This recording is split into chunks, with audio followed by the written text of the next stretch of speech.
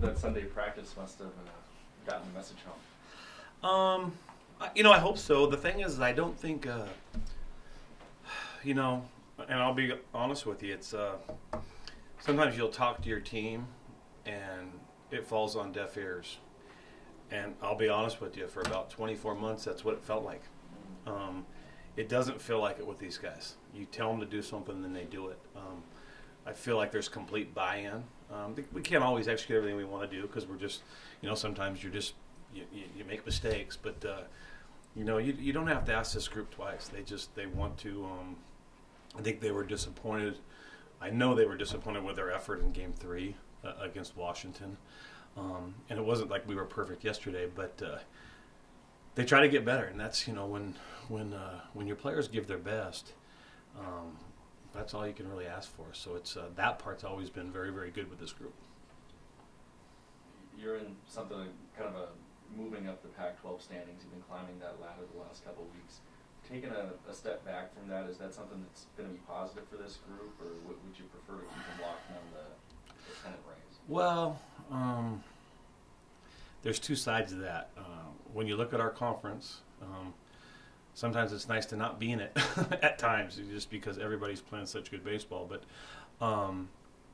just like last night, the crowd, ourselves, there was a lack of some energy, even though, the result was good. It's 11-1 win. When you are playing your conference opponents, and that record goes towards only thing that record goes towards is a Pac-12 championship. And right now we're in no situation to be talking about a Pac-12 championship. We just got to continue to get better. But in college baseball, every game counts. So I hope we get to the point where our program and our players are, every game we go out there and we want to play just fantastic baseball and have high expectations for ourselves. I think earlier in the year, nobody really had high expectations because everybody was in brand new roles. Really, if you look at Pistorici and Hamilton and probably Bauer and Treese, and they were kind of in different type of roles. And on the offensive end, really PJ was the only returning everyday guy, even though Saggy had played a lot and Benny had played a lot. Those young players have never played, so when you have a little bit of success, you're happy because you don't know what you're supposed to do. Scott Sunich is a great example for me, is that he'd go up, pitch okay, and have a clean inning, and then give up a run or two and be happy with it. Well, that's mediocre at best, and that's not what. But he maybe didn't realize how good he can be in this conference. So I think that's the key of just continuing to have high expectations for yourself. Know how we want you to play, and hopefully we can execute that. And it starts when you train and you practice and you train. And I thought we were really, really good Sunday night, and that's a credit to the players because. That's the coach's time. That's our time. I mean, practice is ours. When we train, that's ours. The game is theirs. I think the best coaches, they're not seen. They let their teams play. There's a lot of coaches that I've seen that really coach during the games, and I don't want to coach during the game. I want to coach during the week and let the kids play during the game. So that's what happens when teams start developing, and I think the experience that these guys are getting is allowing all those things to happen. You mentioned how your words for a 24-month period seemed like they fell on deaf ears, but that this team kind of buys in and gets it. And I was just thinking about how last night's post-game speech was very matter-of-fact, very sobering. What kind of effect do you think that had on the players? Somebody asked me last night and said it was critical, but there was no critical. It was just, like you said, it was matter of fact. We played a team last night that, I don't know if they had 3 or 4 against Seattle U, but they flew from Mexico to Seattle, then they get in a bus and they drive all the way over and they play us on the same day, and then they're driving back and probably down some pitching. That's a game that we should probably win. Playing at home and all those things, the advantage goes to you. We give up a leadoff home run. We make a sloppy error by our starter. Sometimes you'll not allow, but you expect some things to happen for guys that don't play as much. But the guys have been playing a lot. You expect them to be cleaner.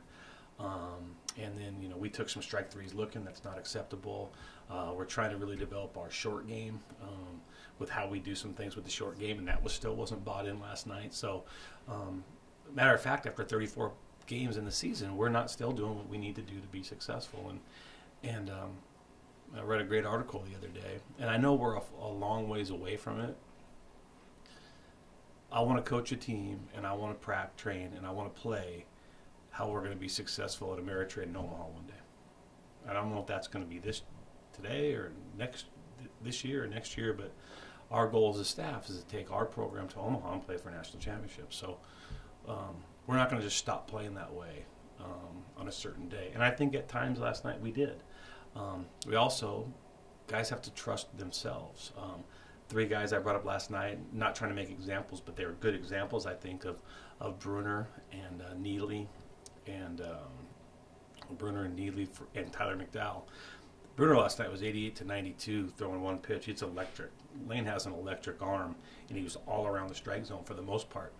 In Pac-12 games, in tight games, I've seen him 84 to 87 all over the place. So, and I've seen Colby that same way and Tyler that same way. I see if you saw all 3 of those guys last night, 2 freshmen and a sophomore, they'll have really good arms. The stuff they were throwing last night in an 11-1 game against New Mexico State at home on a Monday with nobody there, that stuff that they're throwing punches guys out on the weekend. No question about it. We don't have a left-hander in the bullpen like Lane, like how he was last night. So what they have to do, they have to be able to bring that game to their game all the time. You know, when Coach Swenson's calling pitches, he's got to know what bullets he has in the gun. You know, if we're trying to get out, you know, Kevin Kramer with a fastball in, we have to know that Colby Neely's got his good stuff. His 88 was sink, not his 84 flat, because that doesn't get Kevin Kramer from UCLA out. He's going to hit one off the moon. And the same thing with Lane, all those types of deals. So we're trying to explain to our guys that you have to bring your A game all the time. And we have some players that do that, and which is really good. And some of the older players have shown that. So, like I said, I've talked about it before, and I'll continue to talk about it. With the youth of the team, we should make more progress than most teams. Some teams get to a certain point, maybe some of the better teams in the country right now, they're going to get to a certain point where they're older, they're playing great baseball, and they're trying to continue to just play at that level for a long time, and obviously they want to play their best part of their baseball late in the season. I don't know how good we could be. I don't know what our ceiling of this team is. 5 weeks ago, we didn't have a left-handed hitting leadoff guy like Derek Chapman. Chapman's on fire right now. He's playing great baseball, but it's credit to him. He's gotten to play, and he's evolving. So it's fun to go out there every day because you kind of don't know what's going to happen. I think J.J. Hancock and BK have played fantastic for PJ. I couldn't have told you that, and we would have never known that unless PJ got hurt. You know, I'm not happy that PJ got hurt. I'm happy that those 2 guys were ready to play in PJ's place while he's healing up. So it's been just a lot of different things, and it's this year is kind of it's been a very informative and a learning experience for me because I've never had this type of team. And do you hold this freshman class to a tough standard? Projecting that seeing them win 2 Pac-12 series like this, that they could be the group that down the road someday is getting you to Omaha? I hope. I mean, I hope. But the thing is that we feel like we have another good freshman group coming in. And if these guys, after they continue this year, and if the things go the way it goes, they'll be very experienced. If they don't want to put the work in summer, and they don't want to kill it in the weight room, and they don't want to go play summer ball, and they don't want to dominate in the classroom and do everything we want them to do, then the next freshman class is going to beat them out. That's just all there is to it. We're not. We like to keep adding classes together to build our strongest team ever, but you know, it's not about redshirting at the baseball level. Mostly guys redshirt when they're injured. You know, a lot of guys here, you're going to see them for 3 years and you won't ever see them again. So, but we hope so. We hope that we can continue. I hope the senior class takes us there. You know, I hope that we just keep continuing to get better and turn ourselves into an NCAA tournament team, because if you get the NCAA tournament, anything can happen. We've seen that. And so we want to just keep getting better and keep getting better and keep getting better. But you can't deny that when you do have a bunch of guys, I've seen it in the conference a couple of years ago. I remember when Arizona won the national championship, I think 3 years ago, I looked back at that club when Ref Snyder and Mejia, Breen, all those guys were freshmen. They played every day, and I was like, man, these guys are going to be pretty good when they're juniors. I've talked to Coach Lopez about that team, and they had a Friday night guy that was just the hardest worker on their team. Their shortstop was the most infectious player. So, and all those things developed. So hopefully, as a coaching staff, we're continuing to develop players, and what you try to do is you try to build you build a culture of this is how things are supposed to go, and like I said, things aren't perfect, but they get better every day, and that's fun. It seems like the players are taking things seriously. Like we mentioned last week, how they had maybe their best weight training session of the year at that point. But let's say they're giving the full effort, but this incoming freshman class for next year is just still better. Are those kids that are here right now in danger of losing a scholarship on next year's team? I think every player is in danger of not playing. I'm in danger of not having a job. You're in danger of not having a job if your articles aren't written well. I think that's the world that we live in now. I think that everybody is, you got to do the best job that you can possibly do, and it's what have you done for me lately.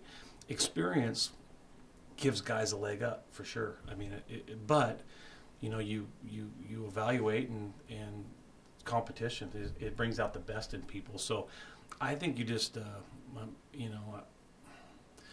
I'm just one of those guys now that I try not to look too far ahead. I try to evaluate the now and do a better job. Coach Green from Exeter State came up to me last night and said, hey man, you got an outstanding dugout. That's important to me. An outstanding dugout means guys are involved in the game. They're staying involved. They're trying to help their team win. I haven't had anybody tell me that in a while. So credit our guys. Jamie Botcher, our strength coach, he's the one that contacted me. Coach, they killed it tonight in the weight room. Those are awesome. Those aren't things. It's a culture we're trying to build, but there has to be buy-in. Credit the players first for doing that. Credit Coach Swinson and Coach Ross and Coach Naughton for creating an environment that guys want to do the right things and they want to continue to push themselves and become better. And maybe losing game 3s have kept us hungry. I don't know. I want us to be hungry, but I also want us to sweep games. I want us to sweep series. But there's just like I said, there's been a constant evolution of this team, and they're just continuing to do some things. They're not perfect, but they're doing what we ask, and they're working at it. And like I said, I'm probably just gonna be a little bit repetitive, but it's fun to be around. That brings up the inevitable question that the guys were playing so well last night because they were loose and having fun, and it was a large lead. But when they know that the pressure's on because of next year's class, is that a delicate balance for you of keeping the pressure off of them yet kind of getting the best out of them? Yeah, I mean, you try to be I try to be transparent with our players. Not always an easy task to do, but we are telling our guys that we're trying to figure out next year who's going to be Joe Pistorici. We're living in the moment right now. We're trying to win games, but you can't be blind to think who's going to pitch on, who's our number 1 next year. And our number 2, Sean and Joe, are both doing a fantastic job. Can Matt Bauer turn into that guy? Can Lane Bruner turn into Matt Bauer? Who's going to set up? Is Walker going to be Treese next year? All these different things, and you don't have to do a lot of the position player wise, but BK and JJ have both done a good job. Hey, can you guys be PJ next year? Who's going to be Ian Sackler? Who's going to be our 3 hitter? All those things. Most of the hitters they're all coming back, so you want to know how good they're going to be. But when you lose players, you're trying to plug guys in, and usually because we don't sign junior college players, very rarely are you going to bring in a high school player that's going to be the guy that we're losing. Joe Pistorici's not the same guy that came in from Flathead, Montana as a freshman. He's a completely different guy. He's a completely different pitcher. So usually the development's going to come from your team that you have, and the guys that are doing things right now, the new guys coming in become those guys. But you never know. I mean, there are guys having better years as true freshmen as we thought, but they also were competing against a lot of guys that hadn't had a lot of success and a lot of experience. Whoever wants to come in next year and play third base, right now, Shane's got to play much, much better, but he's got 120 college at-bats underneath his belt. He's probably on pace for 200 at-bats and going away in the summer and getting another 150 at-bats. So there's more competition. doesn't mean it's not doable.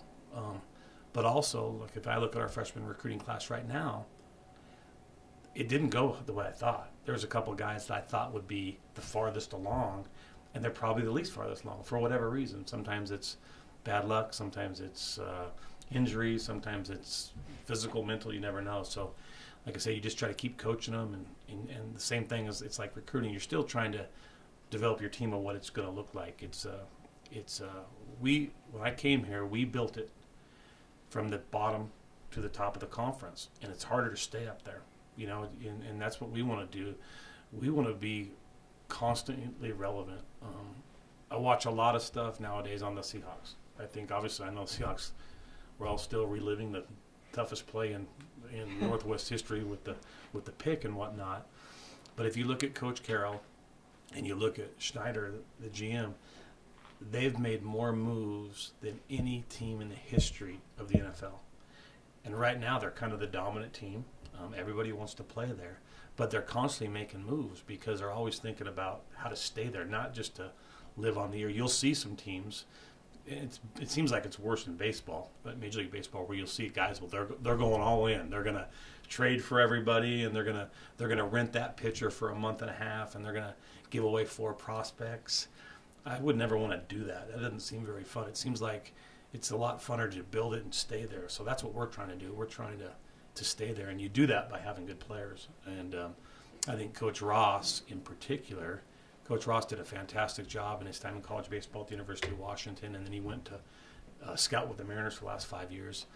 He's doing a really, really good job of evaluating the right type of players for our program. And Coach Winston and Coach Naughton and the rest of the staff do a good job, but Coach is our recruiting coordinator, and he's constantly trying to find players that are better than the ones that we have now to make us a better team. So I think those are all positive things.